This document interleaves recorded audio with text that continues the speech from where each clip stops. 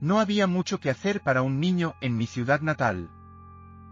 Eran largas extensiones de centros comerciales de aspecto desgastado y comunidades cerradas a las que acudían los pájaros de las nieves cuando el otoño llegaba al norte. Muy chic del sur de Florida.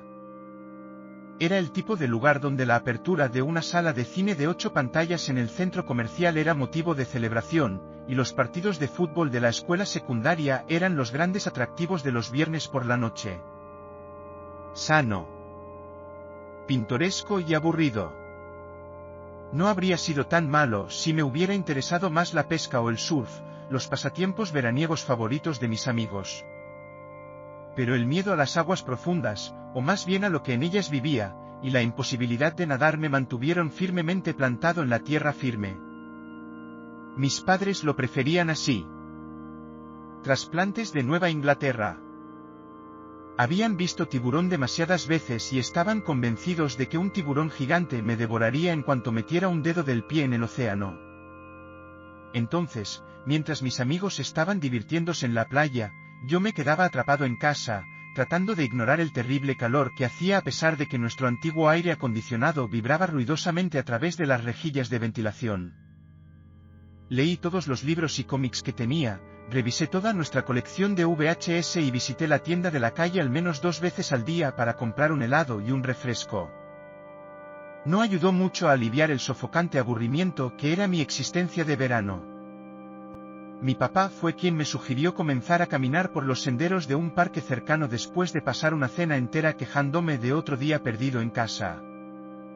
Si eres tan infeliz, amigo, haz algo al respecto. ¿Qué se supone que debo hacer allí? ¿Dejar que te coman los mosquitos? Me quejé. Caminar por los parques era lo que hacían los ancianos mientras esperaban morir. Tienes casi 13. Creo que eso es poco para que tomes la iniciativa y lo resuelvas por ti mismo, dijo mi papá. Los senderos naturales son agradables, puedes tomar mi cámara y tomar algunas fotografías, agregó mi mamá amablemente. Resoplé y empujé mis guisantes alrededor de mi plato. Un joven desafortunado cuyos padres simplemente no entendían su sufrimiento. Al día siguiente, después de unas horas de estar tumbado en el sofá, había reconsiderado mi postura al caminar por el parque. Después de sacar la Nikon de mi madre de su armario y asegurarme de que tuviera película, me la colgué del cuello, me puse la gorra de béisbol y me puse las zapatillas de deporte. Las nubes oscuras que se acumulaban en el horizonte apenas se registraron cuando saqué mi bicicleta del garaje. Las tormentas vespertinas eran algo común en el verano y, si bien podían ser fuertes, tendían a pasar rápidamente. La cálida humedad se envolvió a mi alrededor como una manta gruesa y húmeda en el momento en que salí. Cuanto más me alejaba del camino de entrada, más pesado se volvía hasta que casi estuve convencido de que debía dar la vuelta y regresar a mi casa, donde al menos podía sentir un poco de alivio. Lo único que me mantuvo en el rumbo fue ver el cartel que me daba la bienvenida al Parque Oak River. Ya estoy aquí, también podría conseguirle algunas fotos tontas a mi mamá, pensé. Dejé mi bicicleta encadenada al portabicicletas de la entrada y caminé por la acera. Hacia el patio de juegos vacío y luego hacia el sendero boscoso que giraba hacia una reserva natural. Hay carteles colocados alrededor de la entrada que advierten a los excursionistas que permanezcan en el camino y tengan cuidado con las serpientes y caimanes, que no vayan a alimentar a la vida silvestre y que presten atención al clima. Un pequeño mapa marcaba mi ubicación y las sinuosas rutas que recorrían la reserva.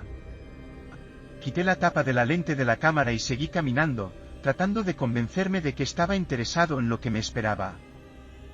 Los bosques a ambos lados eran un denso tango de maleza y hojas de palmera. Pequeños lagartos corrían de un lado a otro a través del camino frente a mí, evitando hábilmente las telarañas que solo eran visibles debido a las grandes arañas amarillas y negras sentadas tan quietas en sus centros que estaban colgadas entre ramas bajas.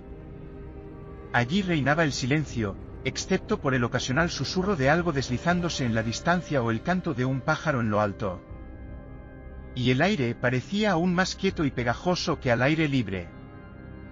Me detuve de vez en cuando para tomar una foto de algo que pensé que se veía genial, hice lo mejor que pude para imitar a los fotógrafos que había visto en películas y en la televisión. Me agachaba, me giraba de un lado a otro, e incluso llegaba a acostarme boca abajo para poder tomar una foto de un escarabajo brillante arrastrándose lentamente por el suelo. Hice un juego con esto, fingiendo que era una especie de fotógrafo de vida silvestre enviado a las tierras salvajes de Florida para capturar criaturas esquivas en una película.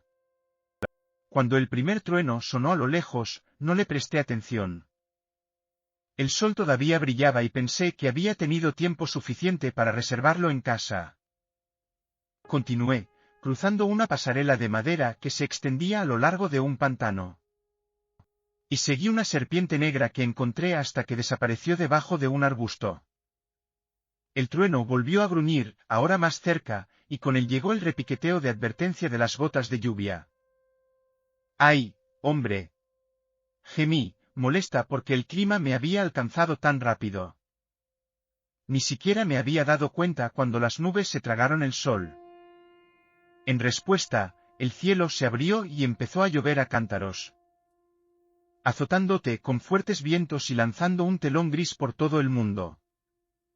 El bosque que había parecido tan cálido e inofensivo bajo el sol ahora era todo sombras oscuras y formas amenazantes. Metí la cámara de mi mamá debajo de mi camisa para tratar de mantenerla seca, pero no pude escapar de la tormenta. Agaché la cabeza y me di la vuelta, esperando que fuera fácil regresar a mi bicicleta, cuando el viento se levantó, casi empujándome, y tropecé con un roble cercano. Mientras me apoyaba contra el tronco, el trueno retumbó, largo y fuerte, y por todas partes. Y justo debajo, escuché algo extraño. «No, por favor». Una voz de mujer, aterrorizada y asustada, gritó desde el otro lado del amplio baúl. Me quedé paralizado, con una mano todavía apoyada en el árbol y escuché las pesadas pisadas que se arrastraban entre la maleza. «No». Ella gritó de nuevo y me atravesó como hielo. Las ramitas se rompieron, las hojas caídas crujieron, la mujer empezó a gritar de nuevo, pero fue interrumpido bruscamente. Por la forma en que respiró desesperadamente, solo pude adivinar que le habían dado un puñetazo en el pecho. Cuando Tommy Winigan me golpeó, recuerdo haber hecho un sonido similar y me dolían las costillas con un dolor fantasma. «Por favor». Apenas podía oírla bajo la lluvia, así que, débil y derrotada. «Por favor». «No». Me acurruqué contra el roble. Casi sin respirar, demasiado asustado para moverme o mirar alrededor del baúl, y abracé con fuerza la cámara de mi mamá. La tormenta rugió sobre mi cabeza y justo detrás de mí. Truenos crepitantes y chillidos ahogados, relámpagos y golpes de hojas mojadas.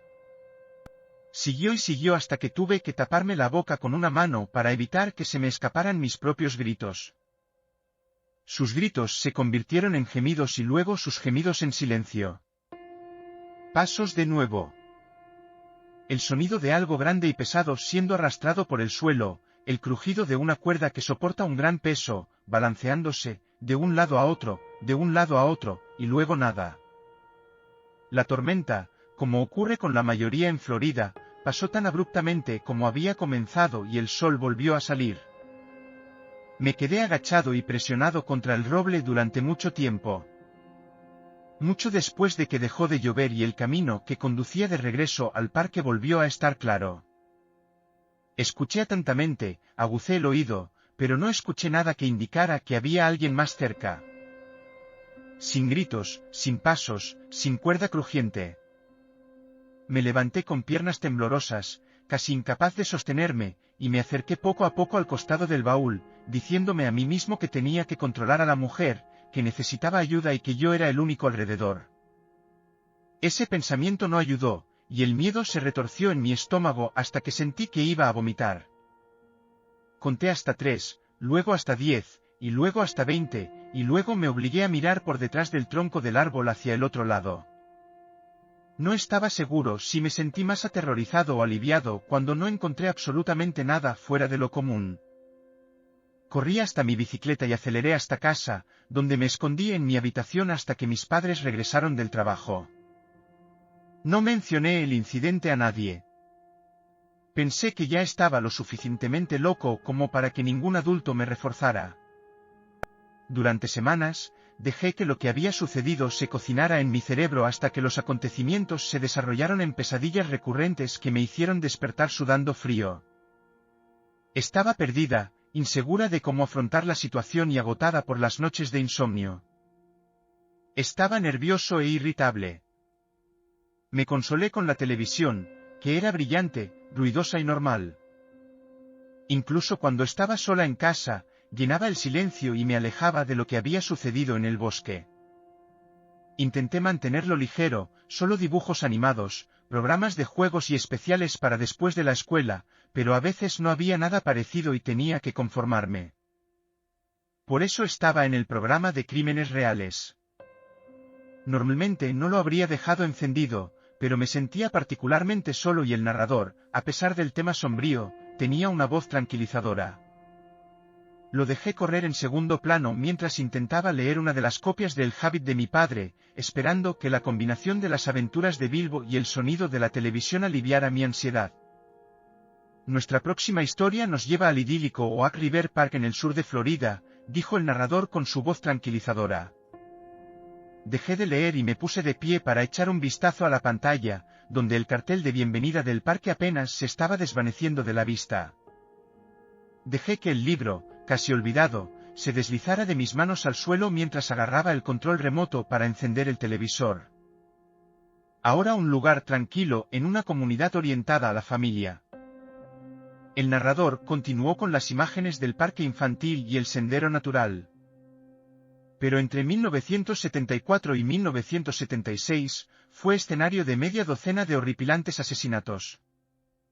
A continuación se mostró un roble, uno que estaba seguro de conocer, y me hundí en el suelo y me deslicé hacia adelante, como si pudiera perderme algo al estar a más de un pie de distancia de la pantalla. En 1974, Paula Ann Humphrey, de 14 años, había desaparecido de camino a casa desde la escuela durante una terrible tormenta.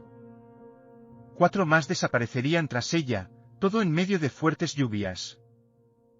El parque y la reserva natural no existían entonces. Era simplemente un desierto amplio e ingobernable detrás de un pequeño pueblo que tenía pocas razones para aventurarse en él. Ni siquiera era realmente un área de interés para la policía. Ninguna de las niñas desaparecidas había sido vista nunca cerca del bosque.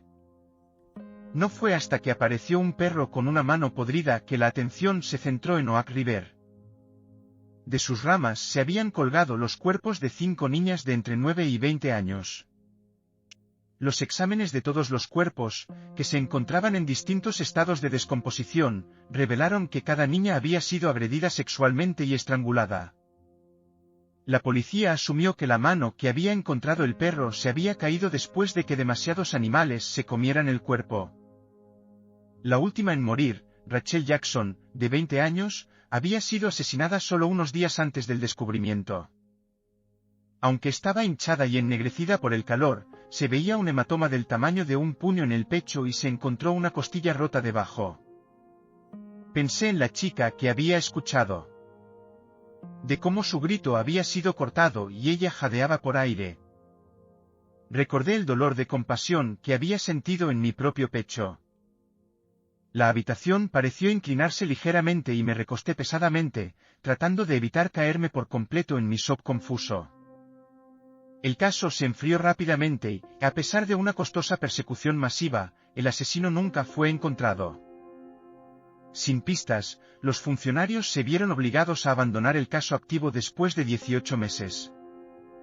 Los intentos de talar el roble, apodado el árbol del verdugo, fueron inútiles, ya que motosierras y hachas se rompieron misteriosamente al entrar en contacto con el tronco. Se pueden ver marcas de quemaduras en la corteza cuando se hicieron intentos igualmente infructuosos de quemarla. Los asesinatos que una vez sacudieron esta pequeña ciudad han sido en gran medida olvidados en las décadas posteriores, pero el árbol permanece, un oscuro recordatorio de su sangriento pasado. Apagué el televisor y miré la pantalla negra, mientras mi propio rostro pálido se reflejaba en ella. Si fuera mayor, tal vez habría intentado convencerme de que no había escuchado al fantasma de Rachel Jackson representando sus últimos minutos. Tal vez hubiera sido capaz de creer que solo había sido el viento y la lluvia en mi propia imaginación, y que este espectáculo fue solo una coincidencia. Pero tenía 12 años y sabía lo que oí. Aprendí a nadar después de ese día. Empecé a pescar y surfear, como mis amigos. Hice todas las excusas para no volver jamás a ese parque. Cuando mis padres me preguntaron por qué de repente era tan inflexible al respecto, simplemente les dije que era porque estaba cansado de estar aburrido y solo durante el verano. La verdad, sin embargo, era que tenía mucho menos miedo a las aguas profundas y a lo que vivía en ellas que al árbol del ahorcado y a los que habían muerto.